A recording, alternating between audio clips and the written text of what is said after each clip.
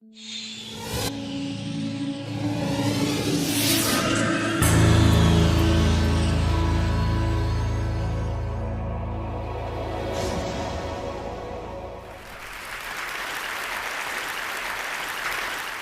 like to invite you to close your eyes. Imagine yourself standing outside the front door of your home. I'd like you to notice the color of the door, the material that it's made out of. Now, visualize a pack of overweight nudists on bicycles. They are competing in a naked bicycle race, and they are headed straight for your front door. I need you to actually see this. They are pedaling really hard, they're sweaty, they're bouncing around a lot, and they crash straight into the front door of your home. Bicycles fly everywhere, wheels roll past you, spokes end up in awkward places. Step over the threshold of your door into your foyer, your hallway, whatever's on the other side, and appreciate the quality of the light. The light is shining down on Cookie Monster. Cookie Monster is waving at you from his perch on top of a tan horse. It's a talking horse. You can practically feel his blue fur tickling your nose. You can smell the oatmeal raisin cookie that he's about to shovel into his mouth. Walk past him. Walk past him into your living room. In your living room, in full imaginative broadband, picture Britney Spears. She is scantily clad, she's dancing on your coffee table, and she's singing "Hit Me Baby One More Time." And then follow me into your kitchen.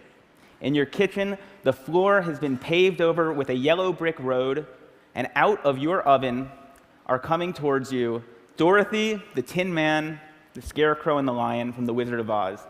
Hand in hand, skipping straight towards you. Okay. Open your eyes. I want to tell you about a very bizarre contest that is held every spring in New York City. It's called the United States Memory Championship. And I had gone to cover this contest a few years back as a science journalist, expecting, I guess, that this was going to be like the Super Bowl of savants. This was a bunch of guys and a few ladies, widely varying in both age and hygienic upkeep. They were memorizing hundreds of random numbers, looking at them just once. They were memorizing the names of dozens and dozens and dozens of strangers. They were memorizing entire poems in just a few minutes. They were competing to see who could memorize the order of a shuffled pack of playing cards fastest. And I was like, this is unbelievable. These people must be freaks of nature. And I started talking to a few of the competitors. This is a guy called Ed Cook, who had come over from England, where he had one of the best trained memories. And I said to him, Ed, when did you realize that you were a savant? And Ed was like, I'm not a savant. In fact, I have just an average memory. Everybody who competes in this contest will tell you that they have just an average memory. We've all trained ourselves to perform these utterly miraculous feats of memory using a set of ancient techniques invented 2,500 years ago in Greece, the same techniques that Cicero had used to memorize his speeches, that medieval scholars had used to memorize entire books. And I was like, whoa, how come I never heard of this before? And we were standing outside the competition hall, and Ed, who is a wonderful, brilliant, but somewhat eccentric English guy, says to me, Josh, you're an American journalist. Do you know Britney Spears? I'm like, what? No, why?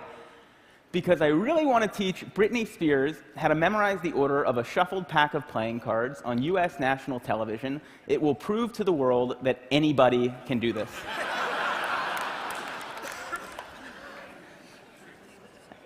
I was like, well, I'm not Britney Spears, but maybe you could teach me.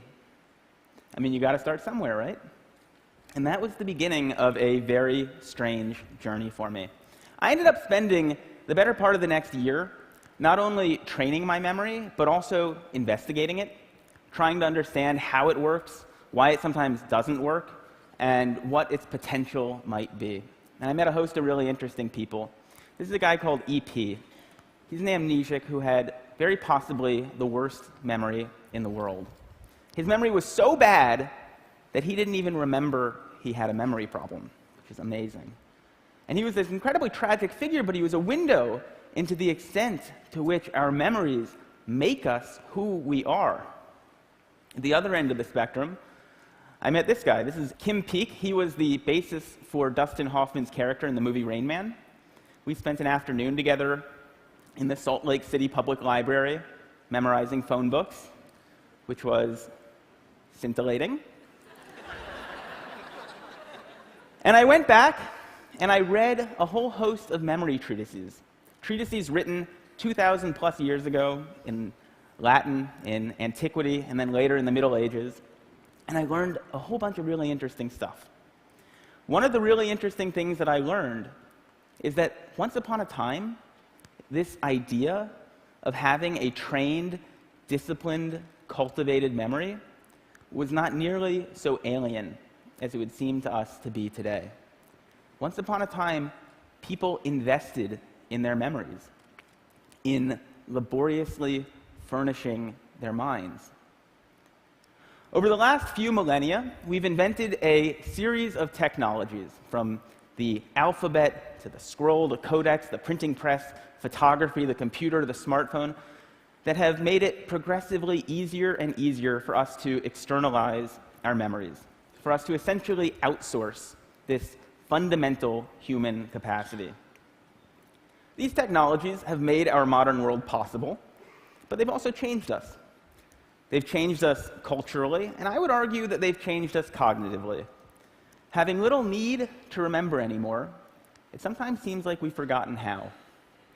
One of the last places on Earth where you still find people passionate about this idea of a trained, disciplined, cultivated memory is at this totally singular memory contest. It's actually not that singular. There are contests held all over the world. And I was fascinated. I wanted to know, how do these guys do it?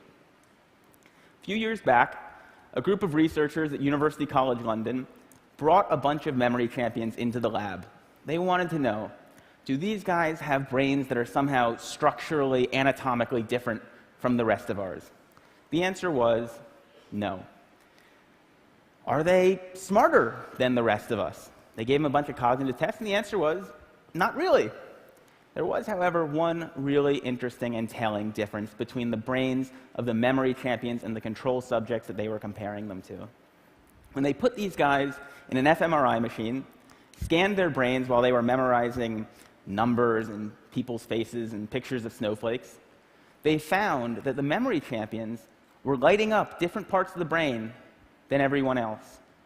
Of note, they were using, or they seem to be using, a part of the brain that's involved in spatial memory and navigation. Why? And is there something that the rest of us can learn from this?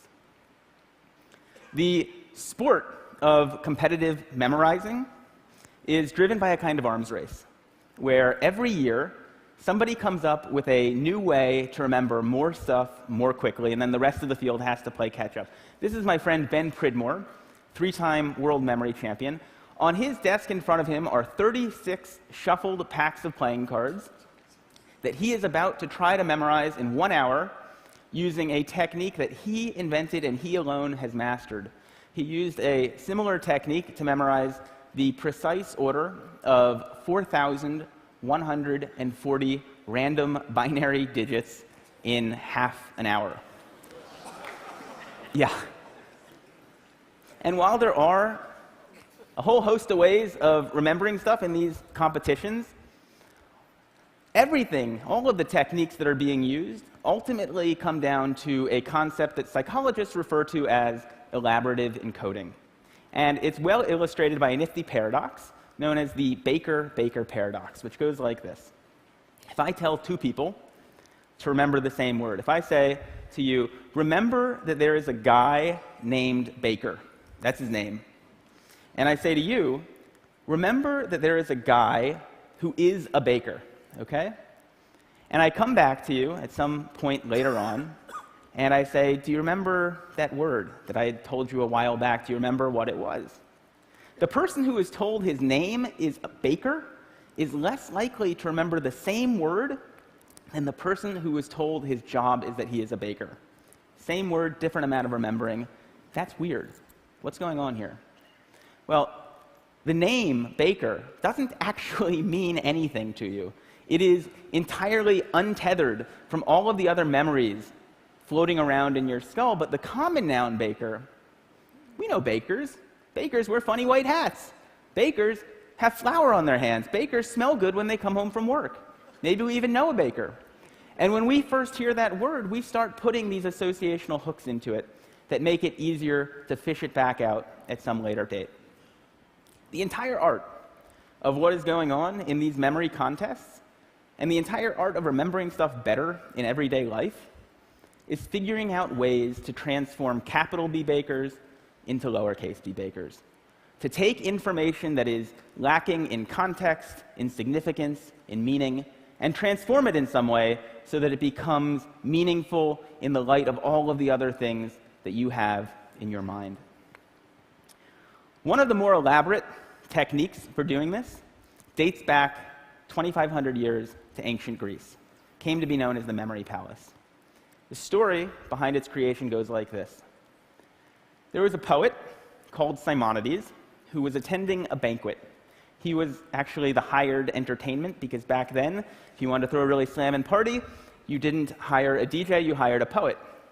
And he stands up, delivers his poem from memory, walks out the door, and at the moment he does, the banquet hall collapses. Kills everybody inside. Doesn't just kill everybody, it mangles the bodies beyond all recognition. Nobody can say who was inside. Nobody can say where they were sitting. The bodies can't be properly buried. It's one tragedy compounding another.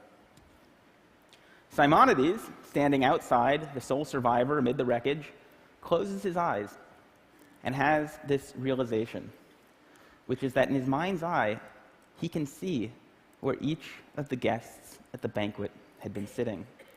And he takes the relatives by the hand and guides them each to their loved ones amid the wreckage. What Simonides figured out at that moment is something that I think we all kind of intuitively know, which is that as bad as we are at remembering names and phone numbers and word-for-word instructions from our colleagues, we have really exceptional visual and spatial memories. If I asked you to recount the first 10 words of the story that I just told you about Simonides, chances are you would have a tough time with it. But I would wager that if I asked you to recall who is sitting on top of a talking tan horse in your foyer right now, you would be able to see that. The idea behind the memory palace is to create this imagined edifice in your mind's eye and populate it with images of the things that you want to remember. The crazier, weirder, more bizarre, funnier, raunchier, stinkier the image is, the more unforgettable it's likely to be. This is advice that goes back 2,000 plus years to the earliest Latin memory treatises. So how does this work? Let's say that you've been invited to TED Center Stage to give a speech, and you want to do it from memory. And you want to do it the way that Cicero would have done it if he had been invited to TEDx Rome 2,000 years ago. What you might do is picture yourself at the front door of your house. And you'd come up with some sort of an absolutely crazy, ridiculous, unforgettable image to remind you that the first thing you want to talk about is this totally bizarre contest. And then you'd go inside your house, and you would see an image of Cookie Monster on top of Mr. Ed. And that would remind you that you want to then introduce your friend Ed Cook. And then you'd see an image of Britney Spears to remind you of this funny anecdote you want to tell. And you'd go into your kitchen, and the fourth topic you were going to talk about was this strange journey that you went on for a year, and you'd have some friends to help you remember that. This is how Roman orators memorized their speeches. Not word for word, which is just going to screw you up, but topic for topic. In fact, the phrase topic sentence, that comes from the Greek word topos, which means place. That's a vestige of when people used to think about oratory and rhetoric in these sorts of spatial terms. The phrase, in the first place, that's like in the first place of your memory palace. I thought this was just fascinating, and I got really into it. And I went to a few more of these memory contests, and I had this notion that I might write something longer about this subculture of competitive memorizers. But there was a problem. The problem was that a memory contest is a pathologically boring event. Truly, it is like a bunch of people sitting around taking the SATs. I mean, the most dramatic it gets is when somebody starts massaging their temples. And I'm a journalist. I need something to write about. You know, I know that there's this incredible stuff happening in these people's minds, but I don't have access to it. And I realized if I was going to tell this story, I needed to walk in their shoes a little bit. And so I started trying to spend 15 or 20 minutes every morning before I sat down with my New York Times, just trying to remember something. Maybe it was a poem, maybe it was names from an old yearbook that I bought at a flea market. And I found that this was shockingly fun. I never would have expected that. It was fun because this is actually not about training your memory. What you're doing is you're trying to get better and better and better at creating, at dreaming up these utterly ludicrous, raunchy, hilarious, and hopefully unforgettable images in your mind's eye. And I got pretty into it. This is me wearing my standard competitive memorizers training kit. It's a pair of earmuffs and a set of safety goggles that have been masked over, except for 2 small pinholes, because distraction is the competitive memorizer's greatest enemy. I ended up coming back to that same contest that I had covered a year earlier, and I had this notion that I might enter it, sort of as an experiment in participatory journalism. It'd make, I thought, maybe a nice epilogue to all my research. Problem was, the experiment went haywire. I won the contest, which really wasn't supposed to happen.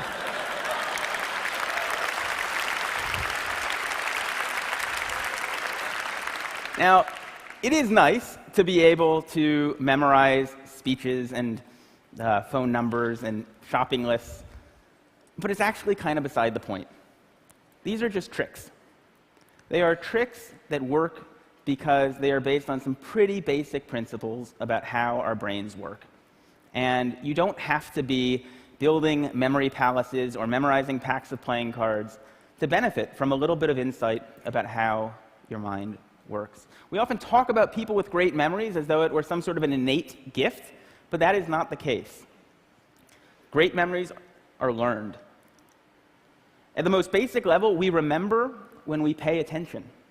We remember when we are deeply engaged. We remember when we are able to take a piece of information, an experience, and figure out why it is meaningful to us, why it is significant, why it's colorful. When we're able to transform it in some way that it makes sense in the light of all of the other things floating around in our minds. When we're able to transform bakers into bakers. The memory palace, these memory techniques, they're just shortcuts. In fact, they're not even really shortcuts. They work because they make you work. They force a kind of depth of processing, a kind of mindfulness that most of us don't normally walk around exercising.